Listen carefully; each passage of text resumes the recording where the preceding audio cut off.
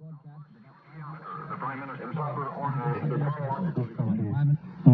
war.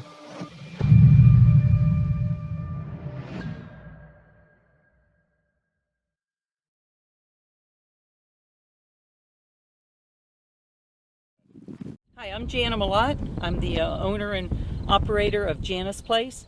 It's a farm vacation bed and breakfast spot, and we also have horses and mules for trail rides, and we do the Sinaquippi Boy Scout program, their horsemanship merit badge, as well as we do different weddings and things here at the farm. We use mules and horses for our trail rides, pack trips, whatever we do. And we also raise cattle, shorthorn cattle, Angus cross shorthorn cattle, and we raise beef.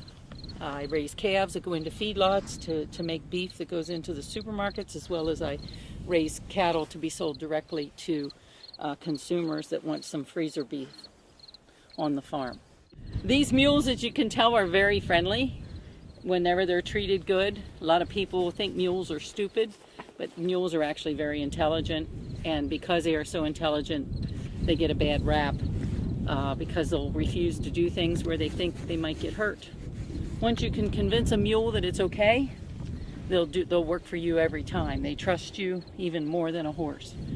They're very personable, and each one has their own little quirk about their personality, something that they don't like to do or really like to do. Caleb here is a ham. He really likes to be right in the center of attention. He's a good mule. He's a nice sized mule. Mules, for people that don't know, are a cross between a donkey and a horse. A horse has like 32 chromosomes, a donkey has like 34. So a mule ends up with 33, which makes them a hybrid. They don't usually breed or reproduce, but they are very good beasts of burden, whether they're carrying a person or a load. Very trustworthy and very attentive. I like them because they're watchdogs. When I'm out with them, they can tell me, they'll see something going on, they're watching it, and if they're watching it, you better be looking. There's something going on that you might want to pay attention to. This is Joshua. He's a cross again, but he's shorter, so his mother was probably a smaller horse and a smaller donkey for a father. But he's a good sized mule that can go on a trail ride or carry a medium load. Caleb's his half brother over here. They had the same fathers. Rosie is the little brown mule here that kind of comes in. She has been really good with my grandkids. She's taught two of my grandkids to ride, and she's going to start on the third one here soon. They're all getting older, but they're very smart. They know what we do, and they like to please us. Then Ginger over here, she's got a little different background. Ginger is a coon hunting mule. And what that means is she was used by coon hunters, and coon hunters mostly hunt at night because coons are nocturnal. And when she hears a dog barking that they have a coon up a tree, if you let her go, she will take you directly to where that tree is. So because of that, she knows how to jump fences, and sometimes that works in her disadvantage because she moves wherever she wants within our big pastures because our internal fences are lower. But Ginger she's a business mule. She doesn't like to be messed with much. You clean her up, get her saddled, and go. She doesn't like to hang out with you like these other three do. We've had a lot of mules over the years, and after riding mules a few times when I'm in bad terrain, I like to have a mule under me rather than a horse, because again, they won't do anything where they're going to think they're going to hurt themselves. Or a horse will do something and they might hurt you and might hurt them at the same time. Yeah, I want you guys all to meet a great big mule that really works hard. This is Kelso. Hey Kelso. Say hello to everybody. He's a Belgian work mule, and that's a cross between a Belgian horse and a Mammoth Jack donkey. Has a lot of size to him, but can carry an awful lot too. It's proportional, their size, to the load they can bear. He's a good quiet mule, about 10 years old. Nice to have out on the trail. Also, a mule will alert you to things going on around it you may not notice if you pay attention to their eyes and their ears. They'll show you where there's trouble. So this is Kelso. Some fan from Quest Masters. I did the restoration in crates for the 34th Red Bulls documentary, The Mule Skinning, in Italy in 1943. The crates that you see right here are M1917 crates, first designed in World War I. These particular crates are original. I personally restored these, the K-ration crates, the M345 caliber crates, wire-bound crates that are all being seen on these pack animals. So one of your historians actually reached out to me through Quest Masters. I produce replica stencils and material for historians and enthusiasts. I'm a historian by tradecraft and for my own personal museum collection. So this material is what I use for my own things, and I broadened the opportunity for others to be able to use it as well. You guys wanted to capture 1943 detail, which was the 34th, when they moved up through the Leary Valley and supplied pack animals to the front lines in 1943 and 1944. And what he wanted specific were crates that were identical to that period, not generic World War II. And so like the 30 caliber M1 Garand crate that's behind me is date correct, lot correct. You'll see it has a Frankfurt Arsenal lot number of 614. That's period correct.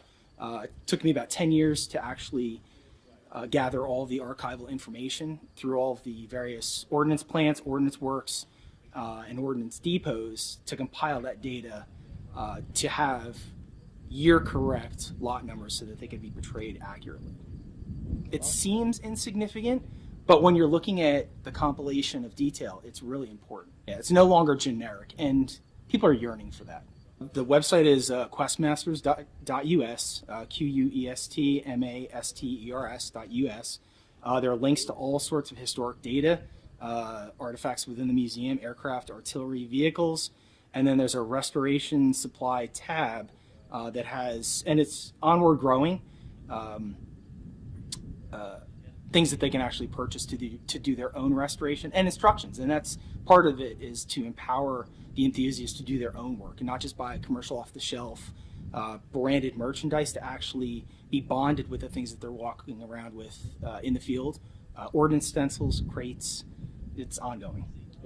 So if you look on the grenade crate, I know that has an AIC number. Yeah, so those little things, man, that is what fires me up. And that's why I started getting involved in actually reproducing and doing this stuff historically accurate, because I yearned for it. When I started noticing that there were some discrepancies in authenticity, I said, no, let's kind of get this historically correct. And so that's why I started doing this work, so that it would be done correctly. On the onset of World War II, we realized that we had to ship massive amounts of supplies overseas at great quantity expeditiously. That creates a little bit of a problem for identification and issue. So when it comes to this M1917 packing crate, when it got to the field, the troops actually had to be able to readily identify and distribute it to the field. Now, we had multiple weapon systems, and if you were carrying a Springfield rifle, 30 caliber M1 in N blocks really wouldn't help you. And so in 1943, for ease of identification, supply, and issue, they created what was known as the AIC, the Ammunition Identification Codes. It's an alphanumeric value, 5 digits, and T was for small arms. And then 1 was the identification for, in this particular case, 30 caliber ammunition. And then the 3-letter suffix dictated what type of ammunition type and its packaging type. So that on a supply chain, you didn't have to run multiple layers of detail to issue a crate of ammunition to a company level in the field.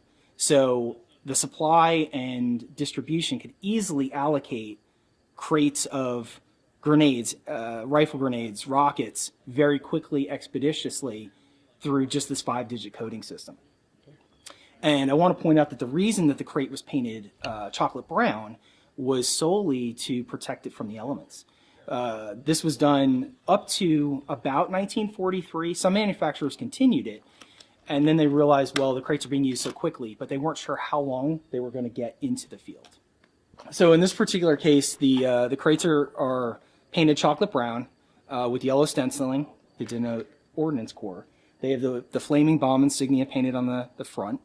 And the lot number was done specifically so that if there was a retraction of ammunition, they could easily identify the crate and its contents if they knew that Frankfurt Arsenal 614, for example, was a known bad batch. It could be recalled instantly. And so that's why all those markings are done on the crate. The 8 circles with the box around it denoted the end block for the M1 Garand. And that was for ease of identification for the soldier. So when you're pushing across a field or terrain, you wanted to easily know what ammunition type you could gain access to without having to read all of the details on there. But they also existed if you had that kind of time.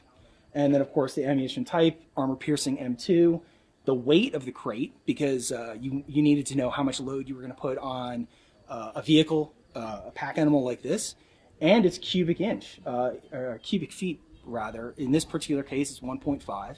And you knew how much space in a cargo trailer, a vehicle, the quarter-ton truck, the famous Jeep, is designed specifically for a quarter-ton of cargo. So you knew that 500 pounds is all you could put in the back of a Jeep. Well, you could look at a crate and realize, well, at best I could put 5 of these, and that's it.